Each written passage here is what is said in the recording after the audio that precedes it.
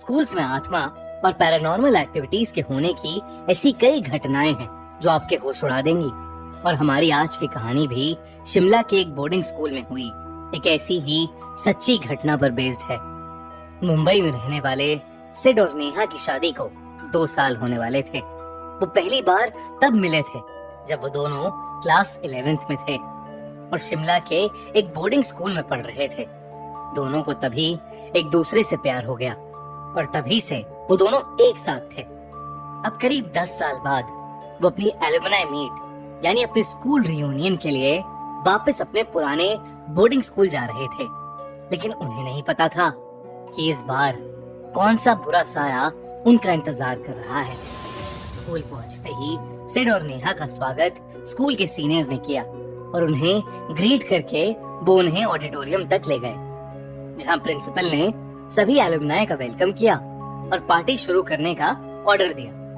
सिड और नेहा को पार्टी में बहुत मजा आ रहा था। उन्होंने खूब डांस किया और ढेर सारी पिक्चर्स क्लिक की। नेहा डांस करते करते थोड़ी थक गई, तो इसलिए वो साइड में आकर एक चेयर पर बैठ गई और सभी को एंजॉय करते हुए देखने लगी। तभी उसकी नजर भीड़ के पीछे खड़े एक लड़के पर गई, जो कि उसी को देख रहा था। उस लड़के का हुलिया काफी अजीब था। उसकी आंखों के नीचे काले धब्बे थे, स्किन पीली पड़ी हुई थी और चेहरे पर अजीब सी उदासी थी। नेहा को उस बच्चे की शक्ल कुछ जानी पहचानी लग रही थी, मगर उसे ठीक से याद नहीं आ रहा था कि आखिर उसने उस बच्चे को कहाँ देखा था। देखते ही देखते वो बच्चा वहां से गायब हो गया और नेहा बेहद चौंक गई। वो उठ खड़ी हुई और हर तरफ उस बच्चे को ढूंढने लगी। अचानक उसने देखा कि वो बच्चा ऑडिटोरियम से बाहर निकल रहा था, तो नेहा ने भी उसका पीछा किया। पीछा करते करते नेहा अपने स्कूल के बेसमेंट के पुराने आर्ट रूम तक पहुंच गई। वो जैसे ही अंदर घुसी, उसकी यादें ताजा हो गईं। ये वही रूम था जहां सिड और नेहा अपनी क्लासेस बंक करके एक दूसरे से मिलने आया करते थे। नेहा वहां पड़ी चीजें देखने लगी कि तभी आर्ट रूम का दरवाजा जोर से खुद ब खुद बंद हो गया। नेहा थोड़ा घबरा गई। वो दरवाजे की ओर गई और उसे खोलने की कोशिश करने लगी। उसे उस रूम में एक अजीब सी घुटन होने लगी थी, जैसे किसी केमिकल की महक उसकी नाक में चढ़ रही थी। तभी नेहा को किसी के रोने की आवाजें आने लगी। वो आवाजें उसके पीछे से आ रही थी।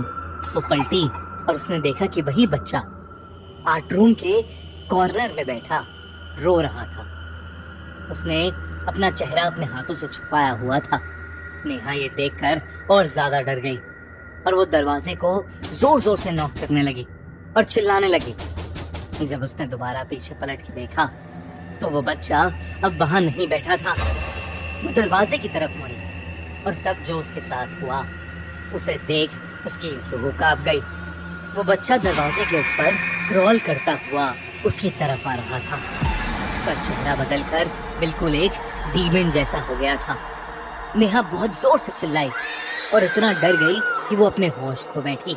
नेहा वहीं बेहोश होकर नीचे गिर पड़ी। जब उसकी आंख खुली तो वो स्कूल के एक हॉस्टल रूम में थी और सिड उसके पास ही बैठा हुआ था। नेहा को बहुत तेज बुखार चढ़ा हुआ था। वो अचानक से उठी और हड़बड़ी में जो भी उसके साथ उस आर्ट रूम में हुआ वो सब वो सिड को बताने लगी। सिड ने उससे कहा कि वो ये सब ना सोचे और बस रेस्ट करे।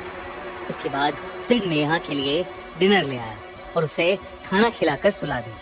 नेहा के सोने के बाद सिड वॉशरूम की तरफ जाने लगा।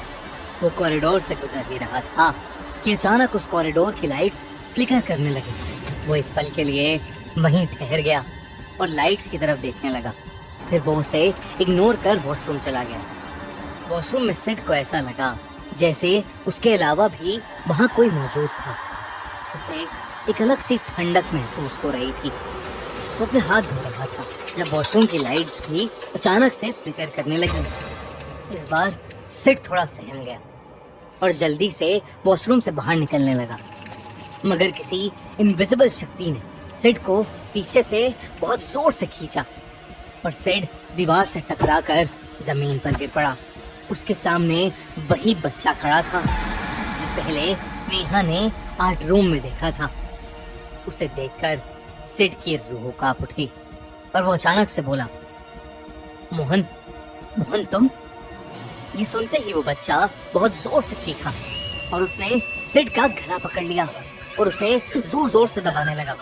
सिड भी चिल्ला उठा और तभी वॉशरूम में हॉस्टल का वार्डन आ गया और उसने सिड को वॉशरूम पर तड़पता हुआ पाया। सिड के अलावा अब वहाँ कोई नहीं था। वार्डन ने सिड को शांत कराया और उसे वापस उसके रूम तक ले गया। लेकिन जैसे ही वो दोनों उस हॉस्टल रूम के अंदर घुसे, उनका दिल बुरी तरह दहल उठा। उन्होंने अपने सामने नेहा को पंखे से लटका हुआ पाया। ये देखकर सिड बुरी तरह चिल्लाया और रोने लगा, मगर वार्डन ने जल्दी से नेहा की टांगे पकड़ी और उसे पंखे से नीचे उतार लिया। उसकी सांसें अभी भी चल रही थीं। इसके बाद नेहा को हॉस्पिटल में एडमिट करा दिया गया, जहां वो 4 दिन तक रही और फिर होश में आई। नेहा के ठीक होने के बाद सिड ने उसे बताया कि उसने उसी बच्चे को वॉशरूम में देखा था जिसकी बात नेहा कर रही थी। सिड को वो बच्चा अच्छे से याद था। उसने नेहा को याद दिलाया कि जब वो दोनों 11th क्लास में थे तब मोहन सिड का बेस्ट फ्रेंड हुआ करता था। नेहा स्कूल में नई नई आई थी। सिड और मोहन दोनों को ही नेहा बहुत पसंद आ गई थी और इसी वजह से सिड और मोहन की दोस्ती टूट गई थी। सिड ने जल्द ही नेहा को डेट करना शुरू कर दिया था, मगर ये बात मोहन को बिल्कुल पसंद नहीं आई। एक साइको जैसे वो नेहा को स्टॉक करने लगा था। सिड से हाथापाई करने के बहाने भी ढूंढता था। जब ये सब करने के बाद भी नेहा ने उस पर ध्यान नहीं दिया तो एक दिन मोहन ने अपने हॉस्टल के कमरे में पंखे से लटक कर अपनी जान दे दी। इस हादसे के बाद सिड नेहा को लेकर वापस अपने घर लौट गया, मगर आज भी नेहा को रोज रात में उस बच्चे की भयानक शक्ल के बुरे सपने आते हैं।